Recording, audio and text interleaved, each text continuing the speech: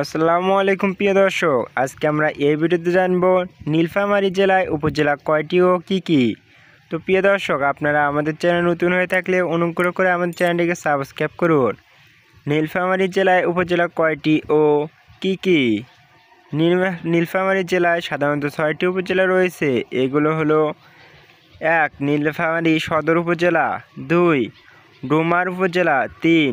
ডিমলা উপজেলা, 4. জলঢাকা উপজেলা, 5. কিশোরগঞ্জ উপজেলা, 6. সৈয়দপুর উপজেলা। তো প্রিয় দর্শক, এই ছিল 6টি উপজেলার নাম। আপনারা অন্য সকল জেলায় উপজেলা কয়টি ও কী কী এ সম্পর্কে জানতে ডিসক্রিপশন বক্স চেক করুন, সেখানে প্রতিটির ভিডিও লিঙ্ক আকারে দেওয়া রয়েছে। আর আপনাদের যে কোনো তথ্য জানতে কমেন্ট বক্সে কমেন্ট করুন, আমরা তার যথাসম্ভব উত্তর দেওয়ার চেষ্টা করব। ভিডিওটি ভালো লাগলে অনুগ্রহ করে আমাদের চ্যানেলটিকে সাবস্ক্রাইব করে পাশে থেকে বেল আইকনটি অল করে রাখুন। Thanks for watching this video.